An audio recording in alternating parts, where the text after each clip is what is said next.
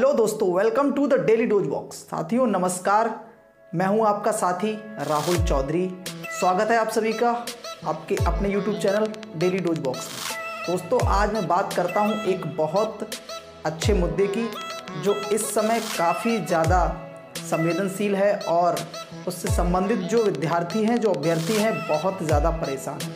3 साल से वो अभ्यर्थी न्याय की आस लगाए हैं, लेकिन उनके साथ में न्याय नहीं हो पा रहा है। वो चाहे मैं हूँ या आप हो, जो भी शामिल हो, वो जो है ना न्याय की आस लगाए है, लेकिन अभी तक उसके साथ में न्याय नहीं हुआ है। अब ये चाहे किसी की भी गलती हो। उत्तर प्रदेश की भर्तियों की बात करें तो कोई भी भर्ती ऐसी नहीं होती है जो बिल्कुल फ्रेश हो जाए।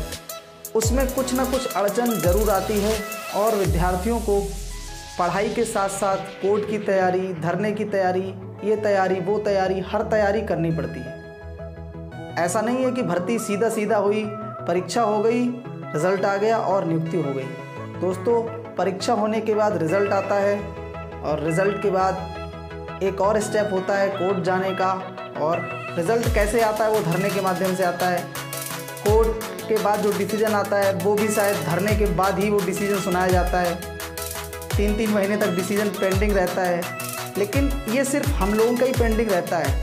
सरकार को यदि उनके लिए कोई मुकदमा होता है, सरकार बनानी होती है या फिर कुछ ऐसा निर्णय होना होता है, तो वो एक रात में सुनवाई होकर अगले दिन उसका डिसीजन आ जाता है। बहुत सारे उदाहरण आपको मिल जाएंगे, आप खुद ही देख सकते हैं। दोस्तों 68,530-33 का मामला जो है वो काफ़ी संवेदनशील है। ये गलती विद्यार्थियों की नहीं थी। जो उनकी ये गलती अगर होती तो हम लोग इतना नहीं परेशान होते।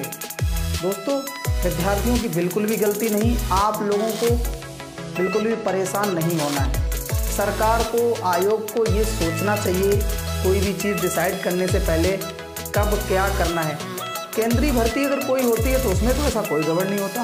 केंद्र की जब भी कोई भर्ती निकलती है तो सिंपल से रूल्स होते हैं और उन्हीं रूल्स को हमेशा फॉलो किया जाता है। और शायद केंद्र की कोई भी भर्ती कोर्ट में चैलेंज भी नहीं होती, क्योंकि वो सीधे सीधे हो जाती हैं। लेकिन अपने यहाँ उत्तर प्रदेश में हर भर्ती चैलेंज होती है, क्योंकि नियमावली ही ऐसी है। दोस्तों जब भी कोई नई सरकार आती है वो नए नियम ले आती है और नियमावली में परिवर्तन हो जाता है और फिर जो है भर्तियाँ कोर्ट में चैलेंज होती हैं। 30-33 का मामला, 30-33, 40-45 का मामला अभी भी चल रहा है और धरने भी हो रहे हैं। दोस्तों धरने में उत्तर प्रदेश में जो है ना, धरना करने के बाद ही सब कुछ हासिल होता है। बीटीसी 2015 का एग्ज़ाम मुझे याद है, पेपर आउट हो गया था। पेपर आउट होने के बाद फिर जो है ना हम लोगों को काफ़ी संघर्ष करना पड़ा था 69,000 शिक्षक भर्ती में शामिल होने के लिए, और तब जाके हम लोगों के पेपर हुए थे। तो धरना जो है वो यहाँ पर हर चीज़ का सलूशन है। तो 30-33 के जितने भी अभ्यर्थी हैं वो धरने पर हैं और उनका जायज़ भी है धरना। अगर 68,500 में 22,000 सीटें खाली हैं तो फिर उनको नियुक्ति देनी चाहिए उन विद्यार्थियों को जो उस भर्ती में शामिल हुए थे और 30-33 कट ऑफ पर पास हैं। उन सीटों को खाली रख के क्या फ़ायदा है? सरकार की मंशा ये है कि उन सीटों को जोड़कर, कुछ इस भर्ती में बची हुई इनको जोड़कर, कुछ पहले से हैं उन सबको जोड़कर एक नई भर्ती निकाली जाए। अरे भाई क्यों भर्ती निकाली जाए? नई भर्ती के लिए अलग से पद है ना, उसको करो। सुप्रीम कोर्ट के आदेश के अनुसार 1,37,000 पदों पर जो भर्ती होनी थी, जो उनके आदेश के अनुसार भर्ती होनी थी, उसमें भी अभी बहुत से पद खाली हैं। तो वो 2 क्रमागत भर्तियों में भरे जाने थे, लेकिन अभी तक भरे नहीं गए हैं। काफ़ी संख्या में अभ्यर्थी उपलब्ध हैं जो पास हैं, लेकिन उन्हें नियुक्ति नहीं दी जा रही है। क्यों? ये सवाल सीधा सा करना है।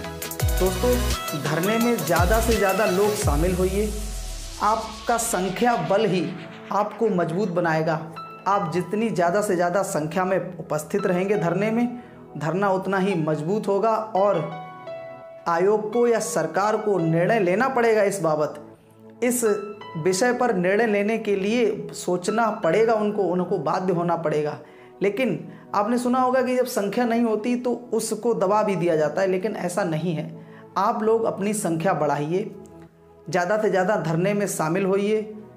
मेरा ये मानना है, चाहे वो कोई अभ्यर्थी हो, चाहे वो 30-33 का हो या फिर 69,000 का हो या 68,500 का हो, लेकिन किसी भी अभ्यर्थी का अहित नहीं होना चाहिए और सभी को न्याय मिलना चाहिए। अगर न्याय व्यवस्था है तो आपको न्याय करना पड़ेगा। मेरी सरकार से गुजारिश है कि इन अभ्यर्थियों को न्याय ज़रूर दें और जो बचे हुए पद हैं, जो आपको ठीक लगता है, जिस तरीके से आपको ठीक लगता है, इनको नियुक्ति ज़रूर दी जाए।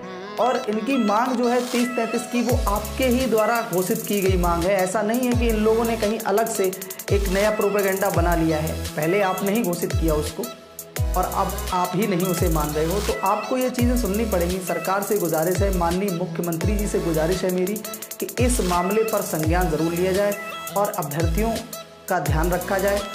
जैसा कि हर बार होता है, ऐसा नहीं होना चाहिए और उनके जो हित हैं उनका हित नहीं होना चाहिए। दोस्तों, इस वीडियो में बस इतना ही।